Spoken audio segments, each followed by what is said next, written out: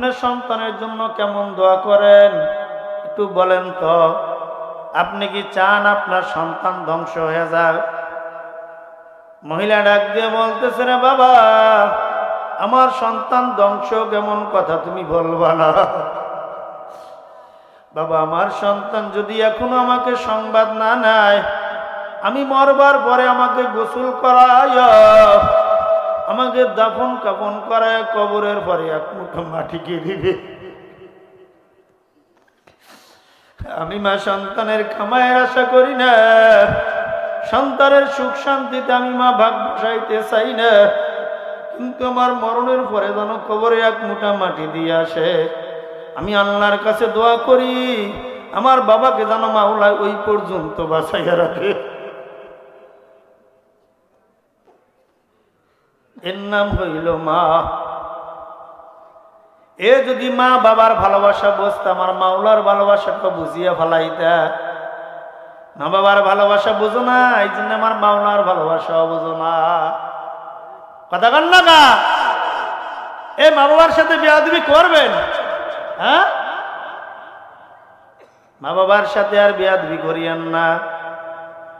আমার নিজের বাবা আজকে 15 বছর বিছানায় পড়া, মা এই 2 বছর বিছানায় পড়া। বাবাকে কোলে করিয়া নামায়া গোসল করার লাগে, আবার কোলে করিয়া নিয়ে ঘরে দিয়ে আসা লাগে। কিন্তু সেদিনকার আমি একটু গাড়ি নিয়ে পড়িয়া গেছিলাম, যে এই বাবার জবান দিয়া কথা বাইরায় না। সেই বৃদ্ধ বাবা কিন্তু ওইখানে বসে এমন ভাবে চিল্লায়, মনে হয় যেন একজন যুবক চিল্লাইতেছে। কাকে মহব্বত করো? কার জন্য পাগল হইলা? কিসের পাগলামি করো? কে তোমাকে মানুষ করলো? 14 বছর 15 বছর 18 বছর পর্যন্ত কে তোমার বিছানায় মেহনত করলো?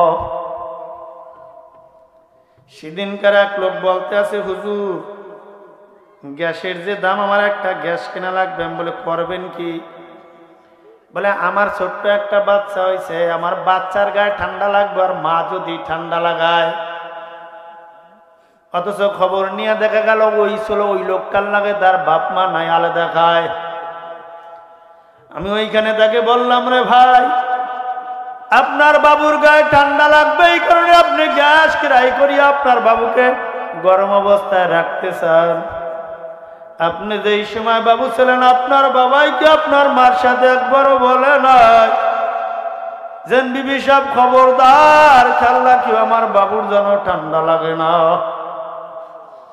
আজকে তোমার বাবা ঠান্ডায় ঘুমায়, তোমার মা আজকে ঠান্ডায় ঘুমায়। তুমি তোমার বিবির নিয়ে আটকা জায়গায় গরম বিছানায় ঘুমাও, সন্তানটা তোমার কোলের কাছে নিয়ে ঘুমাও। ওরে কপাল ভরা, তুমি একদিন সন্তান ছিলা, তুমি একদিন বাপ মার কাছে বাবু ছিল। হাতে ধরিয়া বলিয়া যাই, পায়ে ধরিয়া বলিয়া যাই, মানবেন কি মানবেন না জানি না। এই দরাদু আমি যেই মাদ্রাসায় চাকরি করি, ওইখানে সেদিনকার একটা সালিশি হইছে। বড় ভাই আর ছোট ভাই জায়গা জমি নিয়ে গামজাম করে।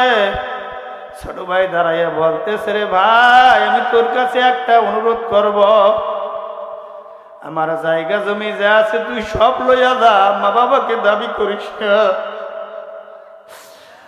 আমার মা আর আমার বাবা যদি আমার সাথে থাকে, আমি মনে করবো এই গোটা দুনিয়ার সম্পদ আমার হাতের মধ্যে। আমি ওইখানে দাঁড়ায়া দেখিয়ে মনে মনে চিন্তা করলাম, কিসের নামাজ পড়াই, কিসের চাকরি করি, কিসের ইমামতি করি, কিসের বয়ান করি, কই আমার তো ইমান তো মজবুত না। আল্লাহর বান্দার বুকে দাঁড়ি নাই, ঠিক মতন মনে নামাজও পড়ে না, কিন্তু মা বাবা যে দুনিয়ার ভিতরে শ্রেষ্ঠ সম্পদ, এইটা আল্লাহর বান্দায় কিন্তু বুঝিয়া ভালাইছে। এই জন্য আমি ভাইদের কাছে অনুরোধ করিয়ে বলিয়া যাইব, মা বাবা হইলে আপনার জন্য জমিনের ভিতর সবচাইতে শ্রেষ্ঠ সম্পদ। যতদিন দুনিয়ায় বাপ মা জীবিত আছে, বাপ মার মনে কষ্ট দিব না, বাপ মার সামনে আমার কণ্ঠ কোনোদিন উঁচা হইবে না। আমার কণ্ঠের আওয়াজের চাইতে বাপ মার কণ্ঠের আওয়াজের চাইতে আমার কণ্ঠর শব্দ জোরে হবে না, এই নিয়াতকে কি করতে পারি? আল্লাহু আকবার বলিয়া হাত চাই।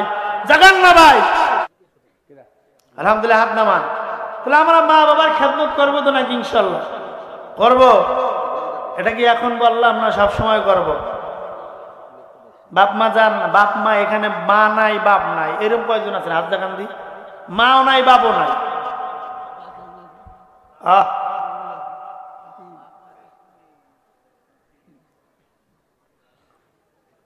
বাড়ি যাইবা, যার বাপ মা আছে একটু দেরি হইলে ফোন দিবে অথবা দরজা অপেক্ষা করবে। তোমার মা তোমার বাবাও নাই মাও নাই, তোমার অপেক্ষা করবার মতো কোনো মানুষ নাই, তোমার খবর নেবার মতো কোনো মানুষ নাই। গোটা দুনিয়ার সমস্ত মানুষ তোমার অর্থের দিক তাকাবে, সম্পদের দিক তাকাবে, সৌন্দর্যের দিক তাকাবে, আর মা জননী তোমার ফ্যাটের দিকে তাকাবে। বাবার ফ্যাটটা ঠিক আছে কিনা, চেহারাটা ঠিক আছে কিনা, বাবা শুয়ে গেল কিনা, সুস্থ আছে কিনা, কতক্ষণ ঠিক কিনা। মা কেমন জিনিস রে ভাই বোঝ। মা এমন জিনিস বলে গোটা দুনিয়ার সমস্ত মানুষ তোমাকে দেখবেন সন্তানের সাথে মায়ের সাথে কোনো সম্পর্ক নয়, আলাদা আলাদা, দুই দিকে দুইজন থাকে। কিন্তু যখন ওই সন্তান বিপদে পড়ে, ওই শত্রুতালির জেরে কেউ তার কাছে আসে না, কিন্তু রাত্র গভীর হইল গোপনে আসিয়া মা জননী ফাঁসি বসিয়া যায়। কথা কান্না কা আর কেউ বাঁচবে না। এর জন্য মা বাবার খেদমত করব। আল্লাহ পাক রব্বুল আলামিনের যে ফরজ হুকুম গুলান আছে আমরা মানব। ফরজ হুকুম তো এমনি এমনি মানি না। এমনি মানি নাকি? ফরজ হুকুম এমনি মানি ভাই? এমনি মানি না। আমরা তো স্বার্থ, আমরা তো লোভী মানুষ। বলে ফরজ কেন মানো? বলে ফরজ না মানলে জাহান্নামে যাওয়া লাগবে, এই জন্য মানি। নামাজ না পড়লে জাহান্নামে যাওয়া লাগবে, এই জন্য না মানি। বলে সুন্নাত কেন পড়ো? বলে সুন্নাত পড়ি নবীর শাফাআত লাগবে এই কারণে। ফরজ মানলাম জাহান্নাম দিয়া বাঁচবার জন্য। হে 5 ওয়াক্ত নামাজ পড়লে আপনি নিজেকে বড় নামাজি মনে করিয়েন না। 5 ওয়াক্ত মসজিদে ইমামতি করিয়া বড় নামাজি মনে করিয়েন না। নামাজি তো ওই ব্যক্তি। 5 ওয়াক্ত নামাজ আমরা এমনিতে পড়ি না। বলে ফরজ কেন পড়লা? জাহান্নাম দিয়া বাঁচবার জন্য। সুন্নাত কেন পড়লা? পয়গাম্বরের শাফায়াতের জন্য। বলে ওয়াজিব কেন পড়লা? মাওলার জাহান্নাম দিয়ে বাঁচার জন্য। এই সমস্ত ইবাদত যারা করে তারা নিঃস্বার্থে করে না। কিন্তু কিছু কিছু আল্লাহ পাকের বান্দা আছে শেষ রাতে উঠিয়া যাই নামাজ বিছিয়ে যে 2 রাকাত নামাজ পড়ে, এই নামাজটা না পড়লে বান্দার জন্য জাহান্নামের অর্ডার নাই। এই নামাজটা না পড়লে বান্দার জন্য শাস্তির অর্ডার নাই। ফজরের নামাজ পড়িয়া নাই নামাজের পরে বসিয়া থাকে আর মনে মনে মাওলারে ডাকতে থাকে ডাকতে থাকে। বেলা উঠবার পরে 2 রাকাত নামাজ পড়িয়া যায়। এই নামাজ 2 রাকাত না পড়লে জাহান্নামের বিধান নাই। এই নামাজ 2 রাকাত না পড়লে শাস্তির বিধান নাই। কথা কন্যা কা মাগরিবের নামাজ শেষ করবার পরে সব মানুষ বাইরে গেল। এলাকার গরিব মানুষটা গায়ের জামাটা ভালো না, মাথার টুপিটা ভালো না, জামাগুলা নেনে মেনে নোংরা অবস্থায় বসা, কিন্তু মসজিদের এক কন্যারে দাঁড়ায়া 6 রাকাত নামাজ চুপচাপ করিয়া পড়তে আছে। যেই 6 রাকাত নামাজের জন্য কোনো জাহান্নামের বিধান নাই, যেই 6 রাকাত নামাজের জন্য জান্নাতে আল্লাহু আকবার শাস্তির বিধান নাই। বলে ওই ব্যক্তিকে তুমি নামাজি ধরিও যে শেষ রাত্রে তাহাজ্জুদ পড়তে পারছে, যে ফজরের নামাজের পরে 2 রাকাতের শেষ নামাজ পড়তে পারছে, যে মাগরিবের পরে 6 রাকাত তাওবিন পড়তে পারছে। এই সমস্ত মানুষকে নামাজের খাতায় ধরিও। 5 ওয়াক্ত নামাজ পড়লে নামাজি হয় না। 5 ওয়াক্ত নামাজ তো বিধান ঠেকানোর জন্য। জোরে বলেন কথা ঠিক কিনা? মার ঠেকানোর জন্য 5 ওয়াক্ত নামাজ পড়া। মালিক তোমাকে বলছে আমার এইখানে 5 ধান আছে, আনকে বাড়িতেও তুমি চলিয়ে যাইও। এই 5 ধান আপনি বাড়িতে আনছেন, আসরে আজান দিছে, কিন্তু আপনি বাড়ি নিয়ে যাই কি করছে, মালিকের কত মন খ্যার ছিল ফালানো, খ্যার কয়টার কাছে একটা মেয়ে দিছে, মেয়ে দিয়েও দেখেন একটু বেলা আছে, মালিকের বউরে দিয়ে বলছেন আপনার কোনো কাজ আছে নাকি, বলে এক কলস পানি আনো, এক কলস পানি এনে দিয়ে গেছে। কিন্তু মালিকের হুকুম ছিল 5টা ধানের আড়া, খেরকুড়া কাছানের হুকুম মালিকের ছিল না, ওই 5টা ধানের আড়া ছিল টাকার বিনিময়। আর যে বাদ বাকি কোর্স করছে এইটা করছে মালিকের ভালোবাসার বিনিময়। আর ওই ভালোবাসার বিনিময়ে যখন বাড়তি কাজগুলো করলো, তারপর দিন মালিক তারও ভালোবাসতে শুরু করলো। জোরে বলেন কথা ঠিক কিনা? 5 ওয়াক্ত নামাজ মাওলার হুকুম, এটা পড়াই লাগবে, না বললে জাহান্নামে যাওয়া লাগবে, এজন্য বিরিয়ানি খাওয়া লাগবে। এই বয়তে বললাইতে মালিক খুশি না, কারণ আমি হুকুম করছি না বললে জাহান্নামে, এই বয়তে পড়ে। কিন্তু আমি মাওলা ইরশাদ নামাজের জন্য জাহান্নাম দি নাই, আমার বান্দায় আমাকে খুশি করবার জন্য ইরশাদ নামাজ পড়লো। তাহাজ্জুদের রাত্রে আমার বান্দায় শীতের দিনে উঠিয়া আল্লাহু আকবার, তামাম দুনিয়ার মানুষ ঘুমে বেবুর, এই ঠান্ডার দিনে কোনো মানুষের কোনো সারা শব্দ নাই, কিন্তু পাগলার বিছানের মধ্যে আর ঘুম আসতেছে না। পাগলায় ওই রাত্র 3টা বাজলে কেমন যেন পিঠটা জাগিয়া যায়, বান্দার বিছানায় ঘুমাইতে পারে না।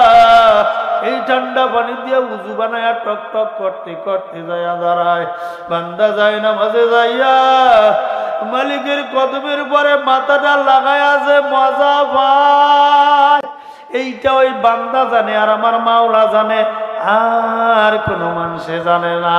জোরে বলেন কথা ঠিক কিনা? আল্লাহ কয়েকজন ছাত্রে শীতের ভিতর সেজদা মারলি, ওইটা তো আমি মারতে কইছিলাম না, ওইটা আমি মহাব্বাতে মারছ, আমি মাওলা তোরে মহাব্বাত করিয়া ভালাইলাম। জোরে বলেন কথা ঠিক কিনা?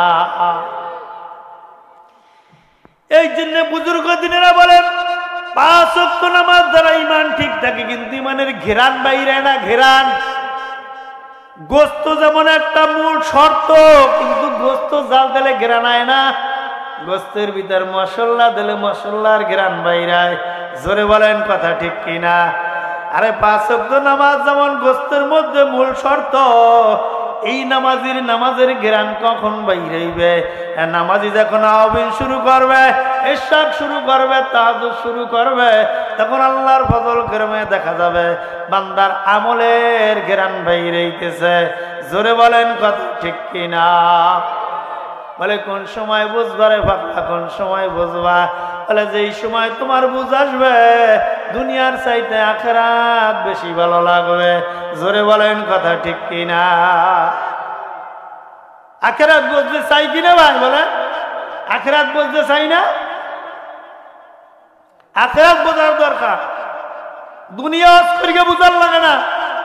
জমিতে কোন সময় সার দেওয়া লাগে বয়ান করা লাগে না, কলা গাছে কোন সময় সার দেওয়া লাগে বয়ান করা লাগে না, কোন পোক লাগলে কোন ঔষধ দেওয়া লাগবে বয়ান লাগে না, কত সময় গাড়ি চালাইলে কত ভাড়া হবে বয়ান করা লাগে না। কথা কন না কা? কেন লাগে না জানেন? এটা লাভ বুঝছে, কিন্তু আখিরাত বুঝে নাই বিদায় এত বয়ান করবার পরও বুঝে আসে না। ওরে আল্লাহ পাকের বান্দা, বুঝবা কি বুঝবা না জানি না, তবে আল্লাহ পাক রব্বুল আলামিন তোমাকে আমাকে যে 3.5 হাত বডিটা বানাইছে, এই দুনিয়ার বুকে চিন্তা ভাবনা করিয়া চলি ওই বডিটা কোন রাস্তায় যাইতেছে। তোমার চলা ফেরা, ঘটা বসা, লেনদেন, কথাবার্তা, চাল চরিত্রের মধ্যে তোমার বডিটা কি জান্নাতের দিকে যায় না জাহান্নামের দিকে যায়? একবার চিন্তা ভাবনা একটু রাত্রে আজকে যাইয়া করিয়েন। আল্লাহ পাক রব্বুল আলামিন আপনাকে 2টা চক্ষু দান করছেন। এই চক্ষু দিয়া মার দিকে যখন এক নজরে তাকাইবেন, আল্লাহ একটা কবুলতি 1000 নেকি দিবে। কথা কান্নাকা? আবার এই চক্ষুটা ঘুরাইয়া একই তো মহিলা একটা বেগানা নারীর দিকে যাবেন, 7500 বছর জাহান্নামের আসামি হইবেন। আজকে বাড়িতে যাইয়া চক্ষুর হিসাব করবেন, বালিশের সাথে মাথাটা দিয়ে মনে মনে চিন্তা করবেন, রে মন আমার চক্ষু দিয়া দৈনিক আমি কয়বার আমার মায়ের দিকে নেক নজরে তাকাইলাম, আর এই চক্ষু দিয়া দৈনিক কতবার আমি সুন্দরী নারী দেখলাম। যদি সুন্দরী নারী দেখার সংখ্যা বেশি হয়, মনে করবা তোমার চক্ষু দুইটা জাহান্নামের দিকে আস্তে আস্তে উগইতেছে। আর যদি এই চোখ দিয়া মায়ের দেখার সংখ্যা বেশি হয়, মনে মনে বুঝবারে মন আমার চক্ষুটা বুঝি জান্নাতের দিকে যাইতেছে। আমার মাওলার দেয়া দুইখানা হাত, রাত্রে বালিশের সাথে মাথা লাগায় চিন্তা করতে হবে, আমার এই হাত দিয়া দৈনিক আমি কতজন মানুষের উপকার করলাম, না এই হাত দিয়ে আমি ক্ষতি করলাম। যদি চিন্তা ভাবনা করিয়া দেখতে পারেন যে আজকে উপকারের সংখ্যা বেশি, মনে করবেন আপনার হাতখান জান্নাতের রাস্তায় চলতেছে। আর যদি দেখেন না উপকারের চাইতে অপকারের সংখ্যা বেশি, তাইলে আপনি মনে করবেন যে আমার হাতটা জাহান্নামের রাস্তায় চলতেছে। মাওলার দেয়া দুইখান পাও, পাও দিয়া কি দুনিয়ার কাজে বেশি দৌড়াইলাম না আখিরাতের জন্য বেশি দৌড়াইলাম? এই পাও দিয়া গানের মজলিসে গেলাম নাকি এই পাও দিয়া ওয়াজের প্যান্ডেলে গেলাম? এই গান পাও দিয়া কি আমি সিনেমার হলে গেলাম নাকি এই পাও দিয়া মসজিদে গেলাম? এই পাও দিয়া 20 হাত 30 হাত 40 হাত 50 হাত তাল গাছ কাটলাম, কিন্তু 2 হাত জায়গা সিঁড়ি পাল্টিয়া মসজিদে উঠতে পারলাম কিনা? এই চিন্তা ভাবনা করিয়া দেখবেন পাও কোন দিকে দৌড়ায়। যদি নেকের দিকে দৌড়ায় মনে করবেন পাও দুকান জান্নাতি, আর এই পাও যদি গুনার দিকে দৌড়ায় মনে করবেন পাও দুইটা জাহান্নামী। কথা কন্যাকা আল্লাহ পাক রব্বুল আলামিন আপনাকে একটা মেধা চিন্তা দিয়েছেন। এই চিন্তা দ্বারা দৈনিক আপনি কতটুকু দুনিয়াতে মাওলার জমিনে মাওলার হুকুমত বাস্তবায়ন করবার জন্য কতটুকু ফিকির করলেন, কতটুকু দ্বীনি ইলম শিক্ষা করবার জন্য চিন্তা করলেন, কয়জনকে এই মেধা দিয়া সৎ পরামর্শ দিলেন, না এই মেধা দিয়া কেমনে পকেট ভরা যায় চিন্তা করলেন, এই মেধা দিয়া কেমনে পকেট মারিয়া বিল্ডিং করা যায় চিন্তা করলেন, না এই মেধা দিয়া কারোর সাথে কারো শত্রু খালি বাজায় দিলেন? যদি আপনার মেধা ভালো রাস্তায় কাজ করে, মনে করিয়েন বুঝি মেধাটা জান্নাতের দিকে যাইতেছে। আর যদি মেধা ভালো রাস্তায় কাজ না করে, মনে করবেন জাহান্নামের দিকে যাইতেছে। এরে আল্লাহ পাকের বান্দা ও পর্দার অন্তরাল আমার মা ও বোন, একটু চিন্তা ভাবনা আজকে রাত্রে থেকে শুরু করিয়া দেন। চিন্তা ভাবনা করিয়া যদি দেখেন যে 3.5 হাত বডিরা মাওলার রাস্তায় ব্যয় হইতেছে, তাহলে এই বডি আস্তে আস্তে যাইতে যাইতে যাইতে যাইতে এক সময় যাইয়া জান্নাতের দরজায় লাগিয়ে, আর আল্লাহ না করুক যদি এইগুলান জাহান্নামের পথের দিকে ব্যয় হইয়া যায়, 3.5 হাত বডিটা আস্তে আস্তে আস্তে আস্তে আস্তে আগাইতেছে, আগাইতে আগাইতে আগাইতে আগাইতে এক সময় গুরিম করিয়া জাহান্নামে ভরিয়া যাবা। বাবা ওইখানে ভরিয়া গেলে আর কোনোদিন ফিরিয়ে আসতে পারবা না, ওইখান দিয়ে কোনোদিন ফেরত আসাও সম্ভব হইবে না। এই জন্য চিন্তা ভাবনা করিয়া দেখেন আপনার বডিটা কোন রাস্তায় কাজ করে, আপনার বডিটা কোন রাস্তায় কাজ করে। এখানে যারা আছেন একটু চিন্তা করবেন তো ইনশাআল্লাহ। কথা কন না কা, চিন্তা করবেন না বডি কোন রাস্তায় চলে। একটা দ্বীনি মাদ্রাসা এখানে হয়েছে, আমাদের আবু বকর ভাই যথেষ্ট পরিমাণ আপনাদের মাদ্রাসা সম্পর্কে বলিয়া গেছে। কিয়ামতের ময়দানে আল্লাহ পাক রব্বুল আলামিন কিয়ামতের ময়দানে যখন সব ফানাফিল্লা করিয়া দিবে, মাদ্রাসার মসজিদের জায়গাগুলো দাঁড়ানো থাকবে। আল্লাহ পাক যখন ডাক দিবে, যেমন টগর সাগরের মধ্যে ভাসমান থাকে, মাদ্রাসা মসজিদের জায়গাগুলো অমনি ভাসমান থাকবে। আল্লাহ বলবে আমার হুকুমে সব গলিয়ে গেল, তোমরা কেন এখনো গল্লানা জানত অবস্থা আস্তা অবস্থায় আছো? মসজিদ ডাক দিয়া বলবে মালিক, আমার বুকের পরে যত মানুষই সিজদা দিছে আজকে তারা কোথায়? তাদেরকে যতক্ষণ পর্যন্ত না পৌঁছাইতে পারবো অত সময়ের মধ্যে আমার গলবার মতন কোনো সুযোগ নাই। ঠিক একই সিস্টেমে মাদ্রাসা আমাদের ময়দানে সাক্ষী দিয়া জান্নাতে নিয়ে যাবে। আর এই হক যদি ঠিক মতন আদায় করতে না পারি, এই মাদ্রাসা মসজিদ গুলানি সাক্ষী দিয়া জাহান্নামে নিবে। এই জন্য আমি আপনাদের কাছে অনুরোধ করিয়া যাইব, মায়ের একটা সন্তানকে আপনি আল্লাহওয়ালা বানান, আপনার একটা সন্তান জানাজার দেবার মতন বানান। আল্লাহু আকবার। আপনি যদি ইন্তেকাল করেন, আপনার সন্তান যদি জানাজার দেবার মতন হয়, আপনার লাশটা সামনে নিয়ে যখন আপনার সন্তান দাঁড়াইবে, আল্লাহু আকবার বলিয়া হাত বান্ধিয়া যখন বলবে আল্লাহুম্মা হাইয়িনা, বলার সঙ্গে সঙ্গে আপনার সন্তানের চোখ দিয়ে পানি পড়া শুরু করবে। আল্লাহ ডাক দিয়ে বলবে, রে ফেরেশতা, ইমাম সাহেব চোখের পানি ফেলাইয়া কান্দে কেন? বলে, মালিক রে, তো ভাড়াট গিয়ে ইমাম দিয়া জানাজার দেয়ানো হয় না। এ তো নিয়ে আল্লাহু আকবার, মৃত্যু ব্যক্তির নিজের সন্তান দাঁড়াইছে। আল্লাহ বলে, একটা ইমাম যখন আমার বন্ধু, আমার আলেম, আল্লাহু আকবার, নবীর ওয়ারিস, আজকে চোখের পানি ফেলায়া বাবার জন্য যখন দোয়া করতেছে, ও ফেরেশতারা চোখের পানির বিনিময় ওর বাপকে মাফ করিয়া জান্নাত দিয়া দিলাম।